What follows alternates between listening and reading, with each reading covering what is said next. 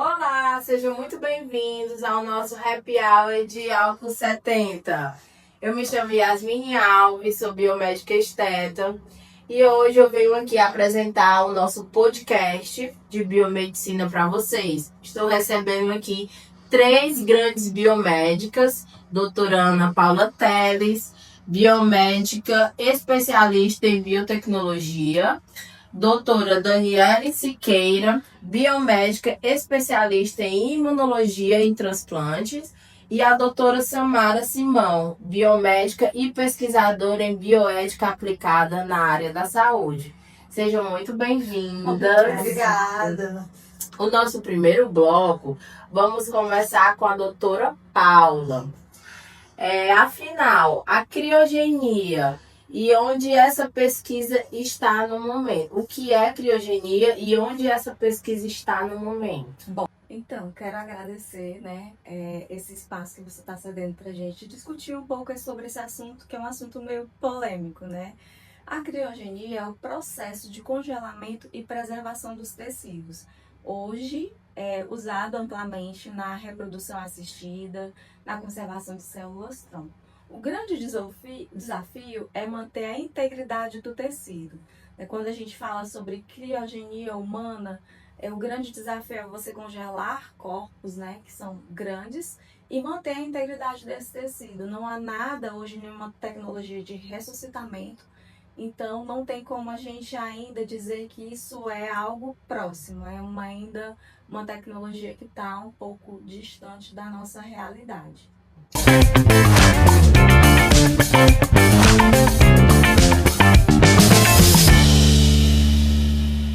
Doutora Dani, no ponto de vista ético, quais são o dilema sobre a criogenia?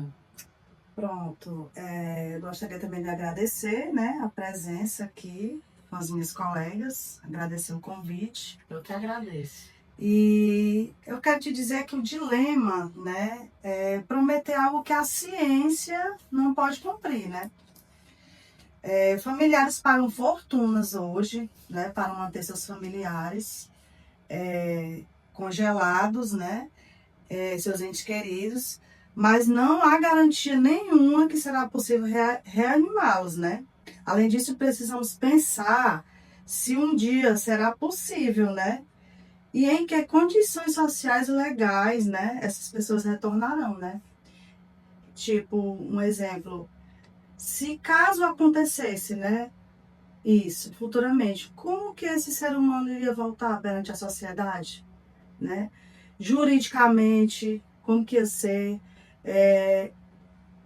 Digamos que seja um estudo, uma coisa para, vou dar um exemplo, 100 anos.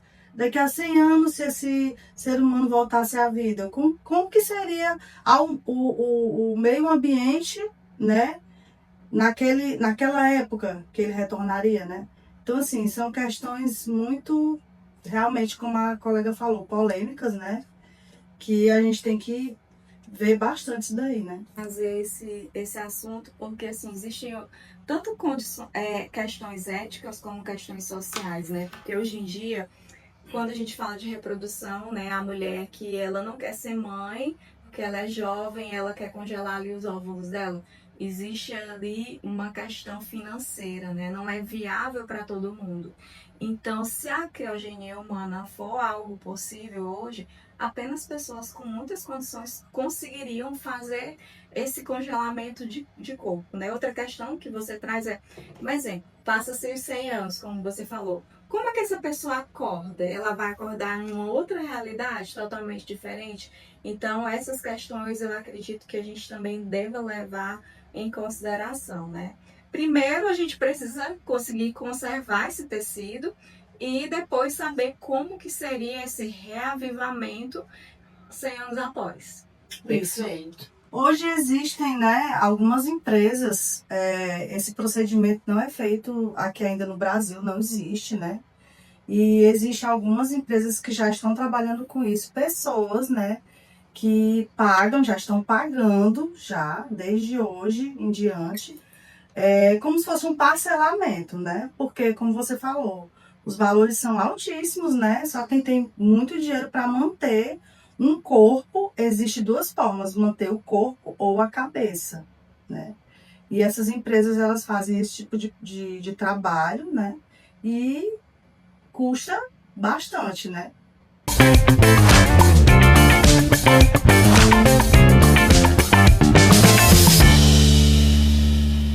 E nesse último bloco, fomos às ruas ouvir as dúvidas e as perguntas das pessoas.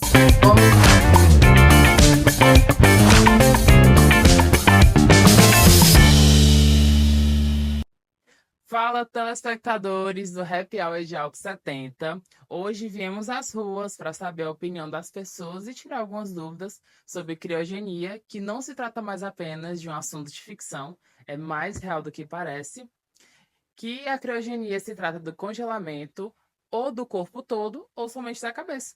Estou aqui com a Jéssica. Jéssica, muito obrigado por participar. Jéssica, qual a sua profissão? Sou advogada criminalista. Uma advogada criminalista, então vou tratar no doutora. Doutora, qual a sua dúvida sobre criogenia? Na verdade, a minha dúvida mesmo, eu queria saber quanto custa hoje em dia para fazer uma criogenia. Perfeito. Quanto custa para fazer uma criogenia? Vamos começar com a doutora Dani. Quanto custa hoje fazer uma criogenia? Bom, depende muito, né, do tipo de criogenia, né? Como eu falei no começo, existe a de corpo inteiro e existe só a cabeça. E também, agora, também tem a possibilidade de tecidos e embriões, né? Então, assim, como eu falei também no começo, não existe aqui ainda no Brasil, né? Só em alguns países fora. E o valor, do corpo inteiro, ele chega a mais de 1 milhão, né, para preservar o corpo inteiro. E a parte da cabeça, 80 mil. Se eu não me engano, tem consórcios também. Tem consórcios, né? Inclusive tem um brasileiro, eu li, né? Que tem um brasileiro que mora no Canadá, que ele já paga esse consórcio, né? Ele tem 20 e poucos anos, não lembro agora da idade dele, mas é 20 e poucos anos. E ele já vem pagando, né? Isso porque ele foi questionado, né? Por que você é tão jovem, né? Já tá pensando nisso e tal. Ele disse que é porque ele gosta da vida, gosta de viver. E ele acredita que isso seja possível no futuro. Então, ele tá fazendo esse investimento.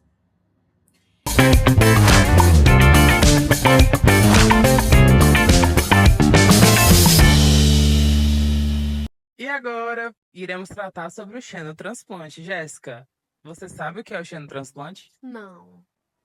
O xenotransplante se trata de transplantar um órgão de um animal para um ser humano. Em relação a isso, né, que não é mais só uma ficção, é real.